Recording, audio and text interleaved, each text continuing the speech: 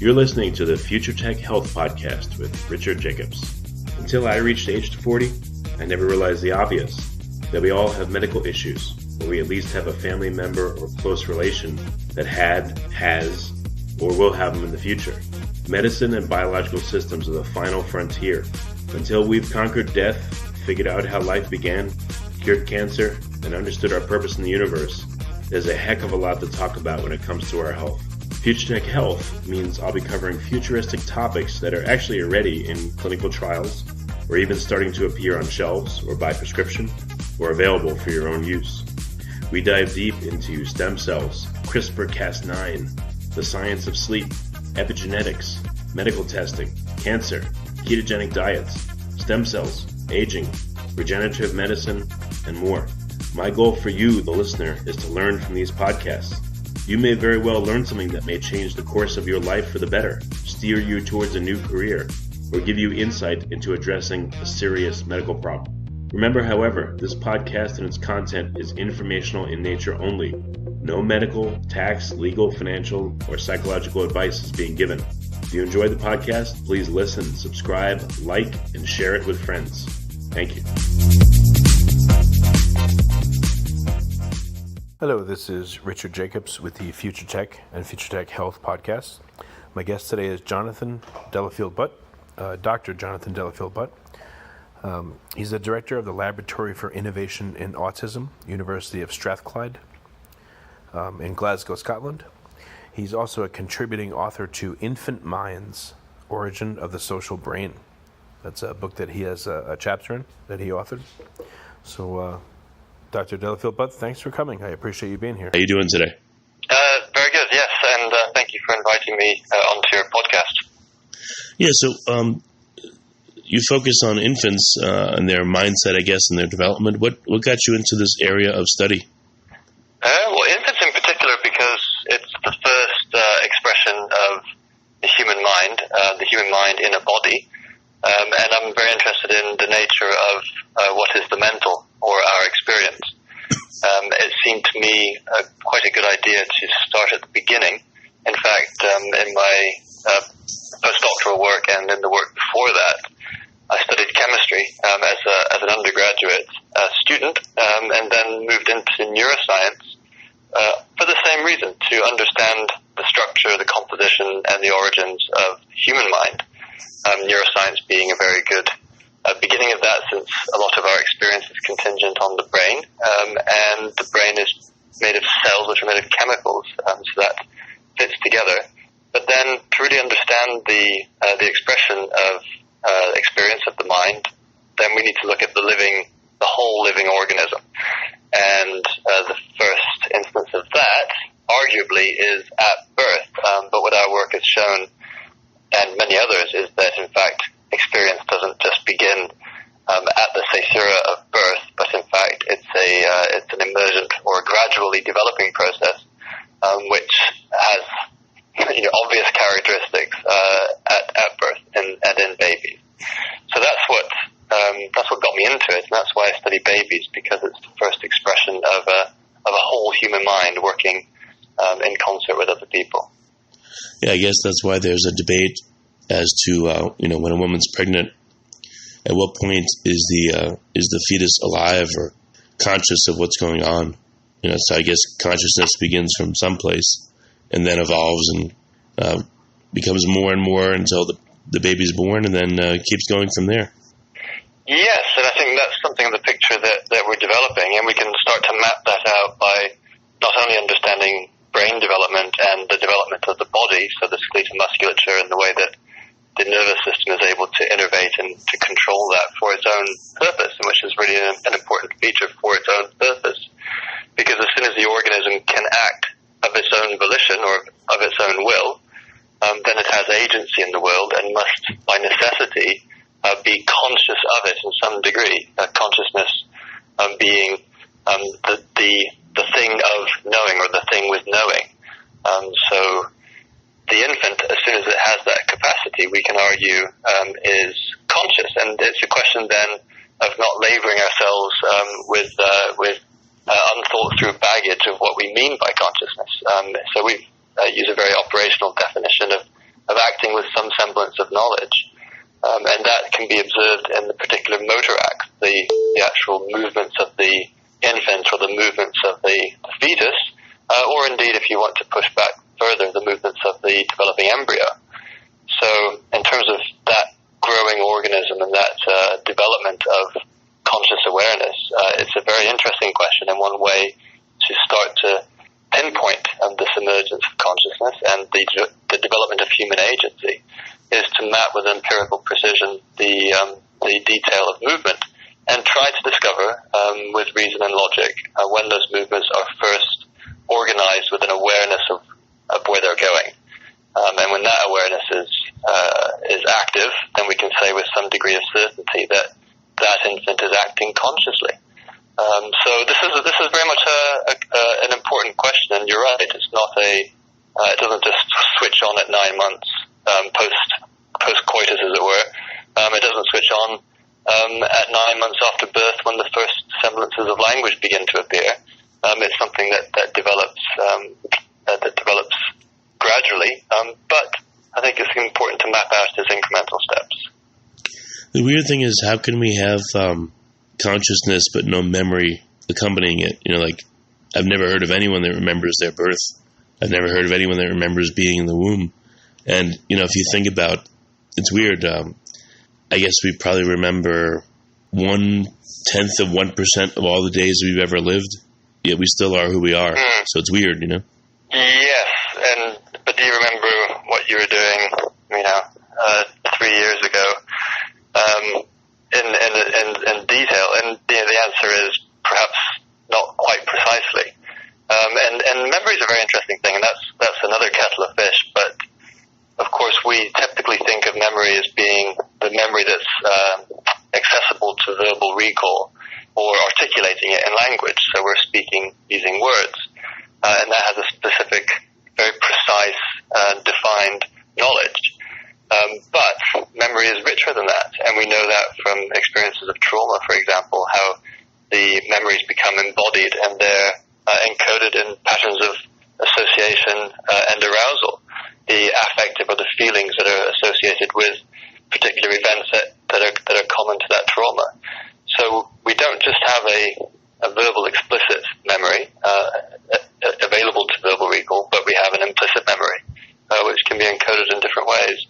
And how precise and how well mapped out our early experiences are in terms of our fetal life or our very early infant life or our child life, is another question. And there's lots of experts probably with much more detailed knowledge than I about that. But in terms of psychotherapy and psychotherapeutic processes, a lot of those processes are working back to rediscover, as it were, those very early memories, especially when they are of a traumatic nature that has caused development to proceed in a way that's not very healthy or very beneficial for the individual. So the point is there is a memory, but it's not perhaps an explicit memory. It's more implicit. Well, all right, so what's the consequence of that? What have you learned about infants and their cognition levels? And what kind of surprises have you discovered? Well, some of the earlier work was been very interesting. So one of the questions that we've had to give a kind of precise definition to when does the infant, when can we say the infant is conscious and acting with its own intention? We've worked with a philosopher, Nivedita Gangopadhyay, who came from Dan Zahavi's Center for Subjectivity Research in Copenhagen, taking philosophical principles and we worked to apply those to the biomechanical precision of mapping out human movement. So one thing that's interesting about human movement is we need to know prospectively where the movement is taking us, and this is ingrained in the biomechanical properties of the human organism and the way that the nervous system organizes those movements and the lawful consequences of moving, which are inertia and momentum in particular directions. So in biomechanics, they use a terminology called prospective organization. So there's a prospective organization of any particular movement. So it acts with a awareness within the body of where it is going. And we looked at that in terms of its definition, and that equates very comparably to the notion of intentionality, so knowing where you're going. So it's an intrinsic intentionality, what we call a primary sensory motor intentionality. And you can map out the prospect of organization and movement because it's observable, whereas the mind, the first-person experience, is arguably not observable.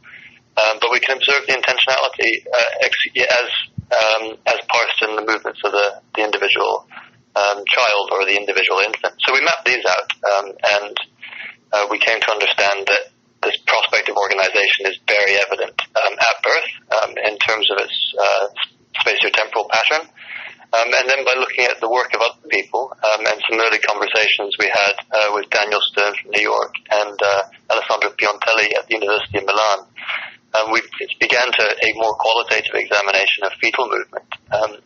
At about the time that we were looking into this, some groups from Italy started to produce some very nice mapped out spatiotemporal data on the arm movements of fetuses. And what one of those papers showed was that a fetus will reach to touch the other twin, in the case of a twin pregnancy, with a different action pattern than it will use to touch the placental wall or the umbilical cord, so the relatively inanimate objects of environment. But that action pattern is closely comparable to the movements that it will make to touch his or her own face. So what their data are showing is that the twin, in the case of a twin pregnancy, appears to have the first semblance of awareness of another animate other in its environment, which is similar to him or herself. And that is evident at about 14 weeks gestational age, which is the beginning or towards the beginning of the second trimester. So it's a very early time to think that actually the fetus might be aware in this rudimentary way, but nevertheless aware of the effects of the action that it's creating. So that's the fetus's own self-generated action. And it's demonstrating a prospective awareness, an anticipatory awareness of the consequences of that action. So how sophisticated is the cognition of the fetus? You talked about reaching for its twin, let's say, at 14 weeks, but close to term, do we see a lot more sophistication, or is it kind of stay at a base level, through birth? Yeah, well, this is where, interestingly, memory might come in to play a role, and also, where the development of the brain fully plays a major role. So, at 14 weeks gestational age, the nervous system is still quite immature, so that the cortical layers have not formed fully. Thalamocortical connectivity, so connecting the cortex to the midbrain and to the brainstem, and therefore the rest of the body is not fully formed. So the cortex, for all intents and purposes, is relatively offline compared to how it will be in a few months' time, near to birth. But yet that infant, or that fetus rather, still has a lot of control and is demonstrating this anticipatory awareness, which suggests that that awareness is a very fundamental structure in the nervous system and is not cortically dependent. So it's not dependent on the neocortex, which is our most evolutionarily recent addition to the brain. So it's something very fundamental and something shared with other animals.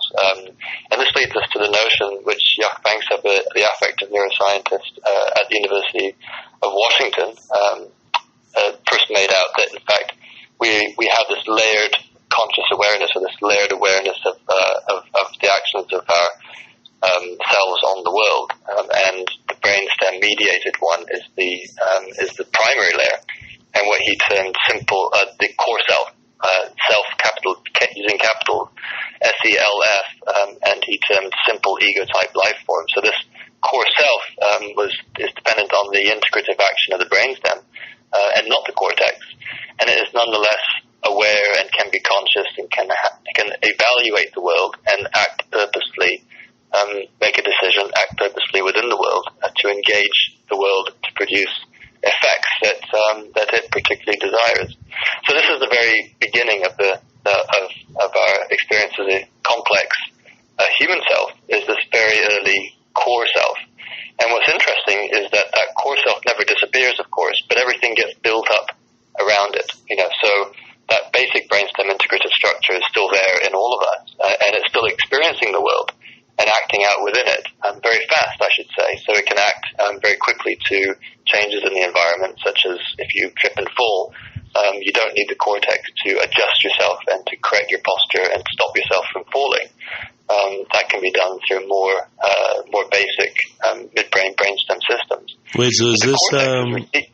Could you consider the brainstem a subservient but separate system of thinking?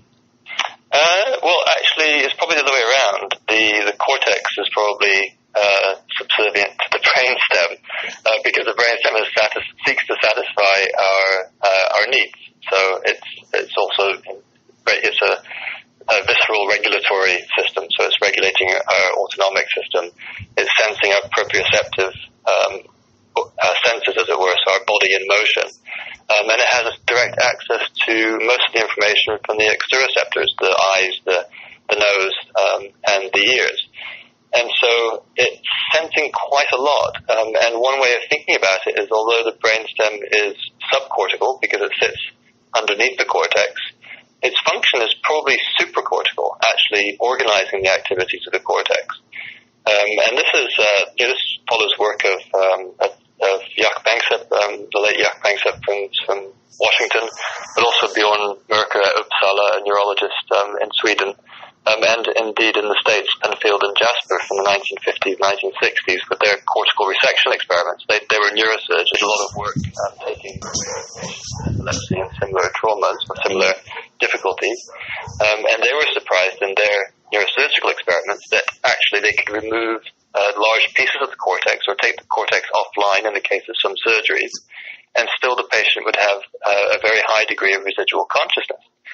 So they developed what they called the centrancephalic theory of consciousness, and this is a term that they introduced in the 1950s to share the notion that actually consciousness was centered at the center of the encephalon.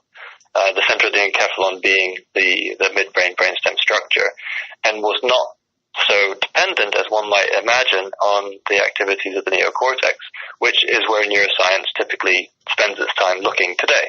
So we have a very neocortically centric view of brain function and of consciousness in neuroscience.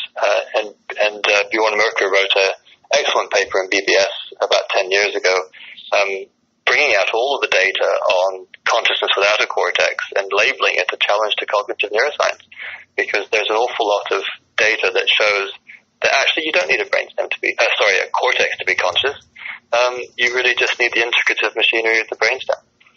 So there's a lot of work in this area, and what we're beginning to understand now is that core self, contingent on brainstem, healthy, efficient brainstem integration, then becomes layered with memories from the midbrain structures and the cortical structures, and becomes more sophisticated in its abstract conceptual organization of those memories with the integrative activity of the neocortex. So, in a sense, all of our experiences are taking place through brainstem, and we're writing those experiences on a sheet of paper, which becomes convoluted and is the neocortex. So in terms of memory stores, we're also understanding that the brainstem does have associative memory, actually intrinsic to it, and is not dependent on other structures, hippocampus or so. So, okay, well, does that help? A little. I mean, so what does that mean? What's the consequence for, in looking at our minds? Again, do we have a separate brain, or is it just the brain at different levels will be predominant at different times, depending on what's going on with us or what we're doing? Or, when you boil this down, what does it mean? Yeah, I suppose you're right, in a sense that some aspects will be, some areas of the brain, some parts of ourselves will be more to the foreground than others.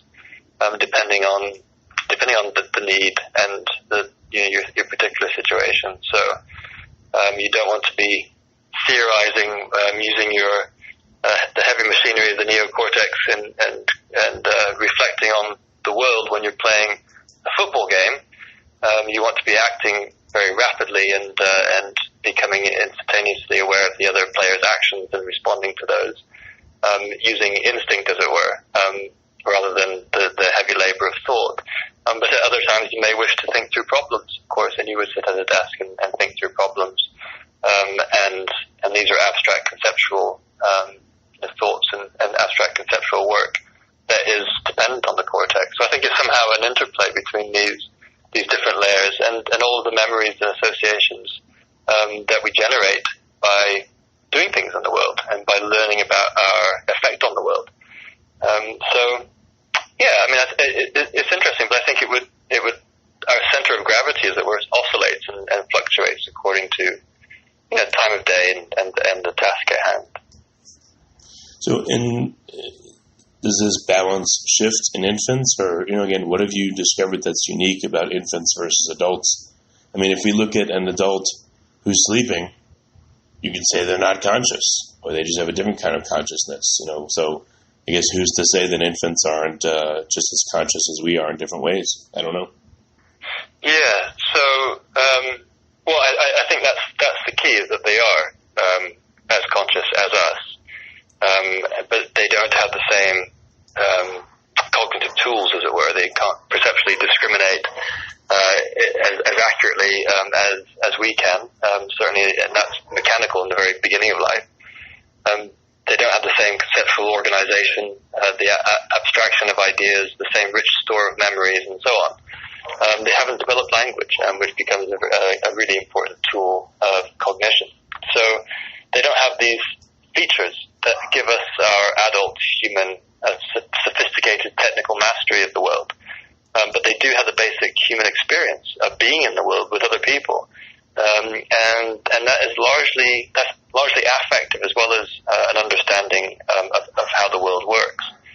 So babies communicate from the very beginning of life, and they communicate to engage with another person, a sensitive, caring person who's able to respond to their movements, their cries, their interest, and their feelings. And when these are responded to by a sensitive other who has noticed and wishes to respond or to care, then the infant responds as well. And we have this reciprocal cycle of communication and activity. And that's all conveyed through body movement, expressions of the voice, through the way that we adjust and shift our posture, the way that we might reach to pick up the baby, to hold the baby. Of course, once the baby is held, we have very rich experience of sharing our more autonomic physiology, our bodily feelings, heartbeat, respiration, temperature, perspiration. All of these things can then be sensed, and this is why, for example, at birth and in early infancy, the medical profession now typically recommends skin-to-skin contact to allow that embodied communication to really flow. But of course, we know that it's much richer even than simply through touch and sharing rhythms of breath. We're actually beginning to communicate in narratives or in stories. So the way that a baby moves in response to the mother's voice, or the father's voice, or the grandmother's voice, or anyone else's for that matter, initiates what we come to understand as narrative. So it's this beginning of a story, a shared story between individuals. So the infant responds to the feelings, the intentions in the voice, and responds with a similar affective contour or energetic contour in the way that the baby moves his or her voice and his or her arms and legs and her body. And that will in turn inform what the mother's doing. And as Dan Stern says, in these cycles of excitement, they tend to kick each other into higher and higher orbit until they are elated and joyful, and they come to a peak moment of excitation or climax of the narrative. And then they resolve and they come back together again, and they come back down to earth. And the story concludes, as it were. So that kind of mother-infant engagement, or that father-infant engagement, goes through narrative cycles, which we find in all time-based human arts, drama, music, poetry, and so on. They have a regular tempo. They have almost a musical structure in terms of the way that the voice is carried one to the other.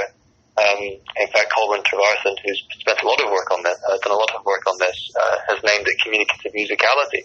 There's a musicality in the communication that's conveyed between the infant and the adult. And that starts to generate meaning, because the infant starts to learn about the responses of the other, the way that they respond to the initiatives and the feelings of oneself, and where they lead to from each particular cycle or each particular iteration. and that leads to a knowledge of the other person, and therefore a future anticipation of what that person will do, and then that's a growing knowledge about how we are together in the world as embodied individuals, affectively embodied individuals. And that's the beginning of human communication, and that's right there from the beginning. And what's interesting is it's invariant, throughout human life. That narrative structure, the way that we understand and communicate with other people, remains invariant. And of course, when the baby learns language and is able to put words into that narrative, as the mother's already able to do and as the father's already able to do, then you have this significant enrichment of that communicative dimensionality, as it were, because you can name things, and each time you name something, it's not just the thing itself, but the experiences that you shared together with that thing. So all of the associations to that particular object, and then you're into the domain of language, and cognition starts to expand very rapidly and very significantly, and then you begin to enter into the world that we live in, which is predominantly communicated through words, through language, such as this podcast, for example. Mm-hmm. Yeah, I'm here. So what do you hope to discover through your research? What are the big breakthroughs you're looking for? Yeah, it's a good question. I think we need several things. So my work has a theoretical line, which is this embodied communication. My work also has a philosophical line, because it's a question of, well, where does, if mind begins in very early infant development, if mind is actually shows itself to be expressed in very early fetal development, as some of these data strongly suggest it is, and as theoretically we know it is, then we have to push it back further, and we have to say, well, where does mind begin? And of course, when you push it back beyond the fetal period, you enter into the embryonic stage, and then you're into really biological principles of integration of experience from multiple aspects. And that starts to become a very strongly theoretical and philosophical question about the nature of experience and the nature of matter. And that's a particular metaphysical line, which I'm very interested in pursuing, because I think it will pay dividends later when we come to understand psychopathology and things of this nature. So absolutely, I think we need to address the metaphysics of mind and body and get properly metaphysical about it, in the sense of questioning the relationship between the mental aspect of experience and the physical aspect of experience, as it were, right down to its constituent physics. And on the other hand, we need to understand human meaning making in the development of infants, and how they learn to make meaning in the world, both alone and with other people. And then by extension to that, we need to understand the nature of neuromotor integration and moving in the world, because that's the core aspect of making meaning in the world, is because we're embodied, we move, interact with it, and create effects on the world, and that's how we learn about it. So I'm very much a proponent of an action-response psychology, and instead of a stimulus-response psychology, which treats the organism as being passive and reactive. Rather, we see the human organism as being active and generative, and creating its own experiences for its own purpose. And by extension to that, we need to really understand how disruption to movement can lead to thwarted development, such as, and my particular interest at the moment is in autism spectrum disorder, which we know now has a very strong motor component. And one of the questions there is, well, if that motor component is core to autism, as it appears to be, then, well, can we do something useful out of that, like measure it and therefore detect autism earlier, and we're developing technology to do that? Or can we understand the psychogenesis, as it were, of autism spectrum disorder, knowing what we know now about the disruption to movement in early childhood in autism? So, frankly, I'm trying to advance these three fronts: the metaphysics of mind and body, the development of human meaning making and communication, with the role of movement being central to that, and then how that motor disruption can lead to disrupted development, such as autism spectrum disorder. Okay, well, very good, very good. Well, what's the best way for people to learn about learn more about your research and about cognition in general? What kind of resources do you have for them? Okay, so we have the lab website, which everybody's welcome to browse, which is it's the Laboratory for Innovation in Autism at the University of Strathclyde. If you Google that, you will find us. All my papers, or a vast chunk of them at least, are available on academia.edu or ResearchGate. And if you're interested in the educational aspects of all of this, we've just published a book with Colin Trevarthen, who's a seminal child psychologist who initiated a lot of the work in intersubjectivity and human meaning-making in infants, along with Dan Stern, working from the 1970s to the present day, and a colleague in education, Professor Arlene Wendy Dunlop, called The Child's Curriculum. So this takes these ideas and puts them into educational practice for improved pedagogy with all kids, especially young kids. And that's published by Oxford University Press. Okay, very good. And your lab or your work, the best way to get to the website where all your work is listed is what? Let me just look it up. So it is www.strath.ac.uk/research/innovation in autism, all one word. Okay, very good. Well, Jonathan, thank you for coming. I really appreciate it. Great. Okay, thank you for inviting me, and I look forward to listening to more of your podcast. Oh, thank you.